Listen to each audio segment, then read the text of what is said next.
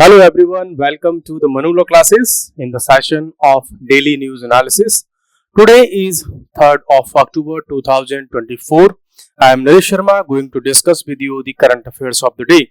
So first of all, we are going to have some questions based on the previous day session.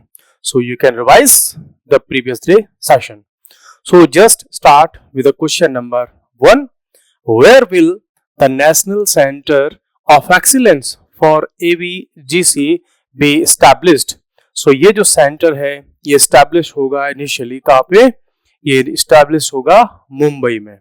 अच्छा चलो मैं आपसे question और पूछ लेता हूँ कि ये जो AVGC है, national centre for excellence for AVGC, इसकी फुल फॉर्म क्या है आप ये बताइए कमेंट बॉक्स में.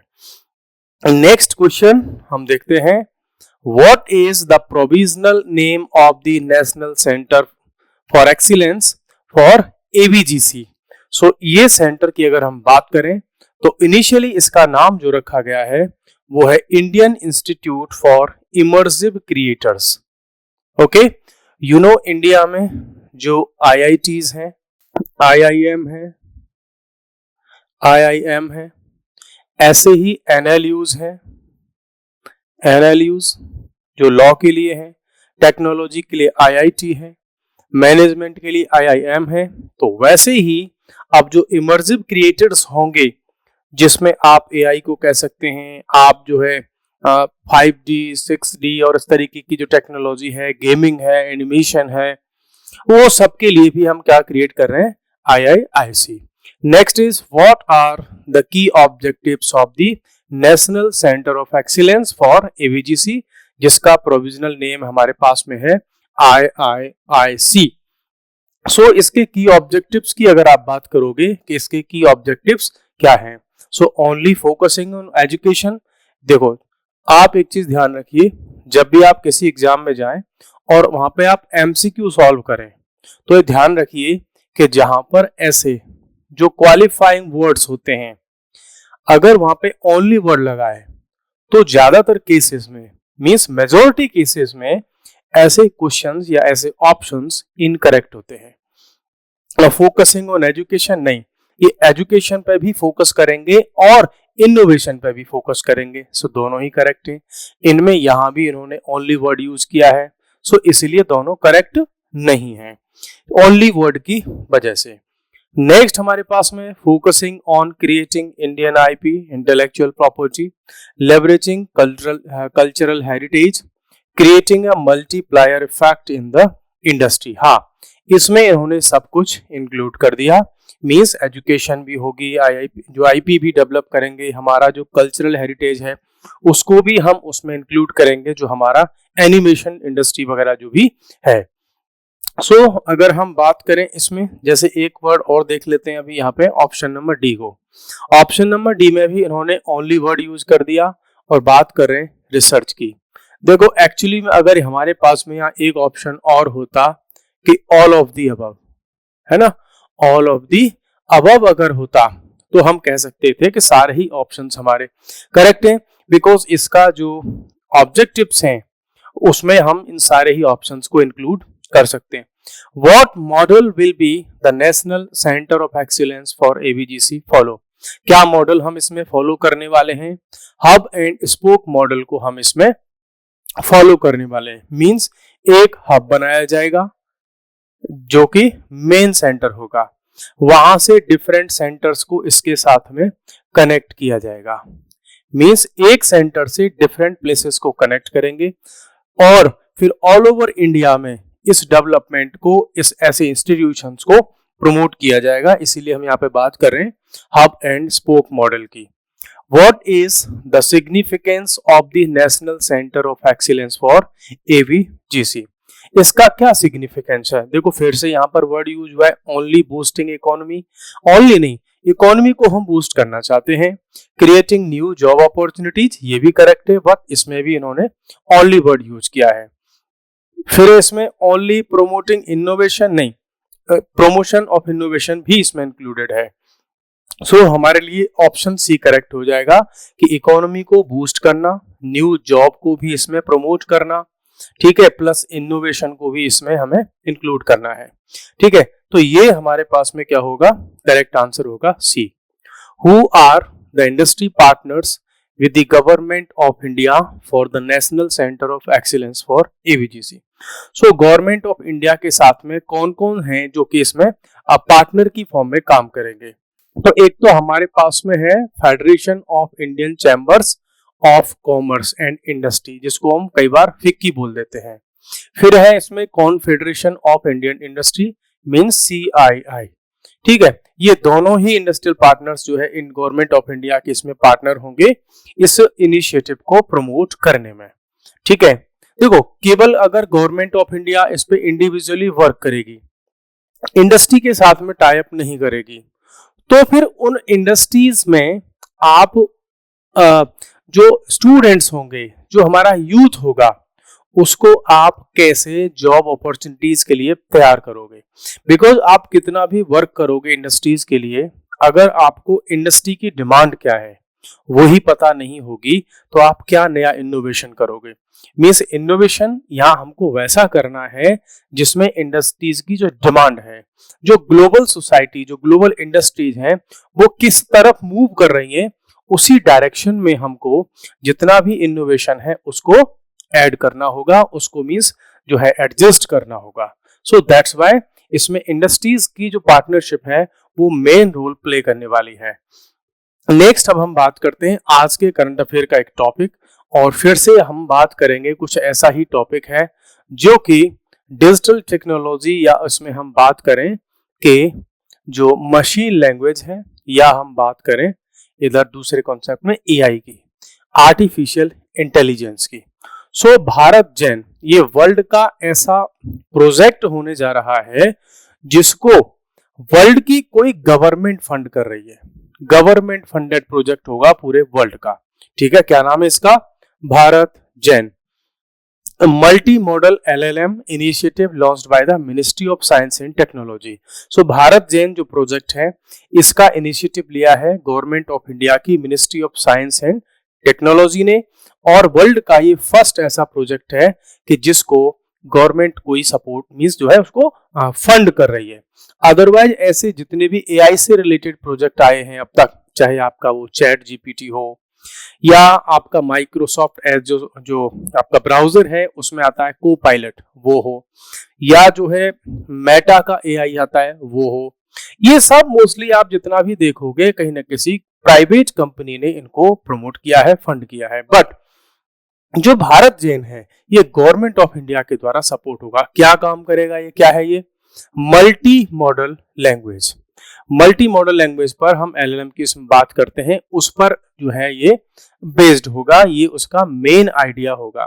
क्या होता है ये LLM की अगर हम बात करें, ठीक है, तो इसको मैं अभी जब हम एंड में आएंगे तो इसको पूरा डिस्क्राइब करूंगा कि AI क्या है, और इसमें जेन वर्ड का क्या यूज है, ये क्या है, LLM क्या होता है, मशीन लैंग्वेज क्या होती है, आर्टिफिशियल इंटेलिजेंस क्या होती है, और AI में भी क्या टाइप होते हैं, उसको मैं अभी बाद में बताऊंगा जब इसके मेन पॉइंट्स को हम अंडरस्टैंड कर लेंगे। नेक्स्ट अब हम आते हैं की पॉइंट्स अबाउट भारत जेन। इसके बारे में क्या हमारे पास पॉइंट्स हैं। To revolutionize public service delivery. ये गवर्नमेंट ऑफ इंडिया अगर इस प्रोजेक्ट को लॉन्च कर रही है तो किस लिए, कि जो पब्लिक सर्विस डिलीवरी है, मींस बहुत सारे मींस जो कॉमन पीपल है गवर्नमेंट के ऑफिसेज में उसको बहुत सारे काम होते हैं, और अगर गवर्नमेंट की सर्विसेज लोगों तक इजीली अवेलेबल हो जाए, मींस अगर आपको आधार कार्ड बनवाना है, पासपोर्ट बनवाना है, राशन कार्ड बनवाना है, ड्राइविंग लाइसेंस बनवाना है, there are multiple kind of services which are provided by the government. So उसके लिए इसको यूज करना है। दूसरा, enhance citizen engagement by developing foundational models in language, speech and computer vision। Means जो people है, enhance citizen engagement। अब जो citizen है और government है उनके बीच में हमेशा एक गैप रहता है, उस गैप को रिड्यूस करके उनके साथ में एंगेजमेंट करना चाहते हैं, गवर्नमेंट को पीपल के पास लेकर के आना चाहते हैं। किसके थ्रू, ऐसे बहुत सारे मॉडल्स, लैंग्वेज, स्पीच, कंप्यूटर वगैरह सबको यूज करके, कि कोई भी कैंडिडेट, कोई जो कॉमन पर्सन है वो लैंग्वेज का यूज करके कुछ सर्च कर सके, स्पीच का यूज करके सर्च कर सके, जैसे आज आप गूगल पे सर्च कर लेते हो। कंप्यूटर विजन, कंप्यूटर्स का यूज करके बहुत सारी चीजों को वो यूज कर सके, गवर्नमेंट से रिलेटेड जो भी फैसिलिटीज होती हैं, सर्विसेज होती हैं, चाहे आप उसमें लॉ की बात करो या गवर्नमेंट के द्वारा बहुत सारी स्कीम्स चलती हैं उसकी अगर हम बात करें। इम्प्लीमेंटेशन इसका कौन करेगा? तो इसका इम्प्लीमेंटेशन करने जा रहा है आईआईटी बॉम्बे, और किसके साथ में? Under the national mission on interdisciplinary cyber physical systems. So national mission under the ये जो ICPS है, इंटरडिसिप्लिनरी साइबर फिजिकल सिस्टम, ये दोनों मिलकर के इसको क्या करने वाले हैं? इंप्लीमेंट करने वाले हैं नेशनल लेवल पर। अब इसके की फीचर्स की अगर हम बात करें कि जो भारत जैन है इसके क्या ऐसे फीचर होने वाले हैं जो ये काफी इंपॉर्टेंट हो जाएगा। पहला, मल्टीलिंगुअल होगा और मल्टी मॉडल होगा, फाउंडेशन मॉडल होगा। Means if we discuss the points about generally available in the market like आपका चैट जीपीटी हो या ये जो हो, इनको अगर हम देखेंगे तो मोस्टली इन सब का बेसिस क्या है? उन सब का बेसिस है इंग्लिश। ठीक है, केवल इंग्लिश में उनका सारा का सारा डेटा अवेलेबल है, जितना भी वो वर्क करते हैं वो इंग्लिश में करते हैं।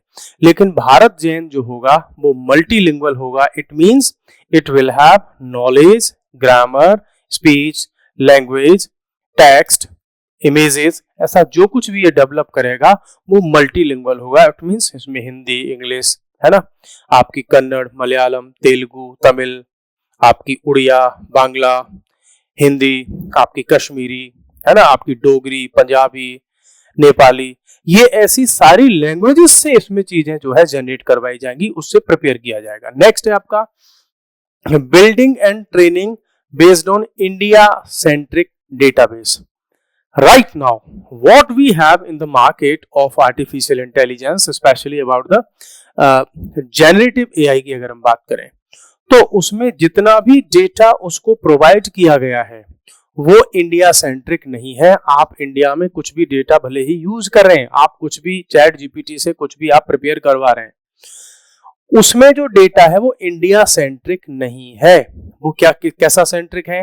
मोस्ट ऑफ द केसेस में वो वेस्टर्न वर्ल्ड का सेंट्रिक डेटा है।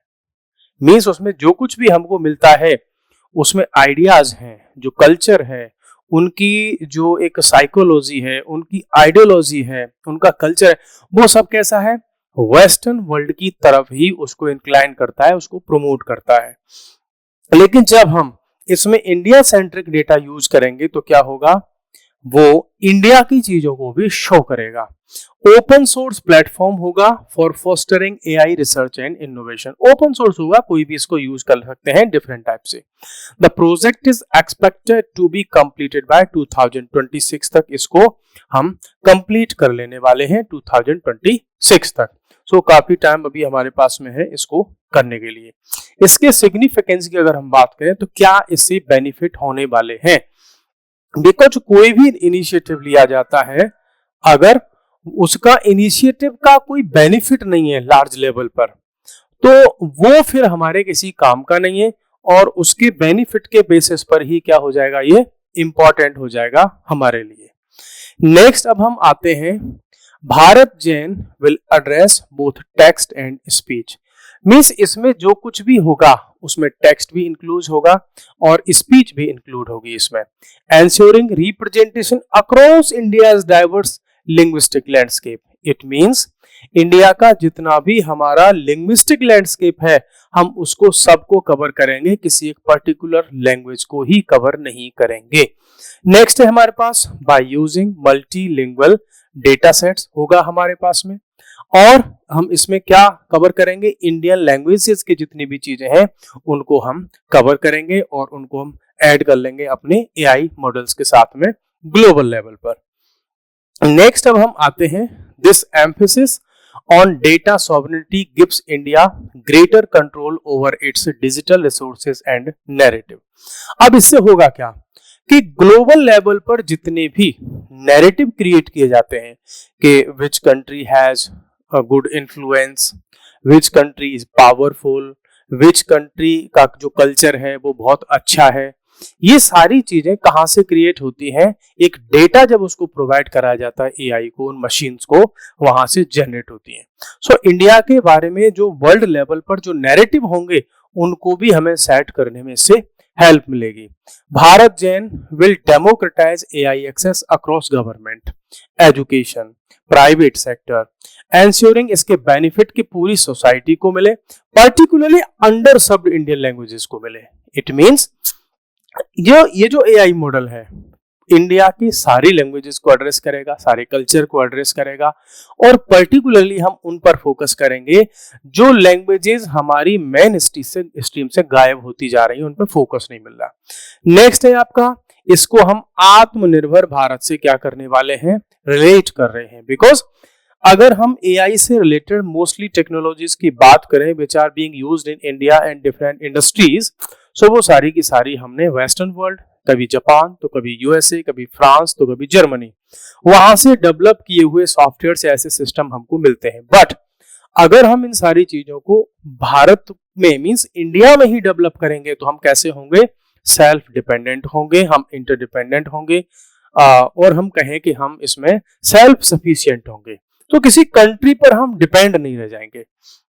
नेक्स्ट अब हम आते हैं कि जिस पॉइंट की मैं बात कर रहा था कि लार्ज लैंग्वेज मॉडल क्या है, ये एलएलएम क्या होता है। देखो, ये एक ऐसी टेक्नोलॉजीज है जिसमें आर्टिफिशियल इंटेलिजेंस मशीन लैंग्वेज का यूज किया जाता है। किस लिए? ये इसलिए यूज किया जाता है कि बहुत सारा डेटा किसी मशीन को, किसी डेटाबेस को प्रोवाइड कराते हैं, और उस डेटा के बेसिस पर वो जो मशीन होती है बहुत सारे डिसीजंस लेती है, कुछ नया क्रिएट कर सकती है। लार्ज लैंग्वेज मॉडल की अगर हम बात करेंगे तो ये मशीन लर्निंग को यूज करती है, techniques to recognise, interpret and generate human languages और अदर कॉम्प्लेक्स डेटा। मींस जब हम इसको कोई प्रॉम्प्ट देते हैं, कमांड देते हैं, तो ये जो मशीन लर्निंग होती है वो डिफरेंट टेक्निक्स को रिकॉग्नाइज कर लेती है, किसी डेटा को इंटरप्रेट कर लेती है, और ह्यूमन लैंग्वेजेस या अदर कॉम्प्लेक्स आइडिया होते हैं उनको जनरेट कर देती है। जनरली एआई की अगर हम बात करते हैं तो उसमें क्या होता है कि जो भी मशीन कुछ डिसीजंस लेती है ना, वो क्या करती है? किसी एक पैटर्न को पकड़ लेती है, लेकिन इसमें क्या होता है?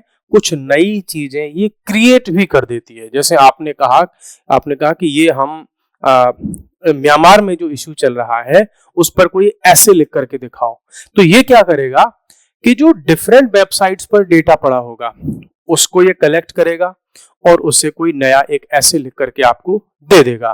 तो उस तरीके की चीजें भी इसमें हो जाती हैं।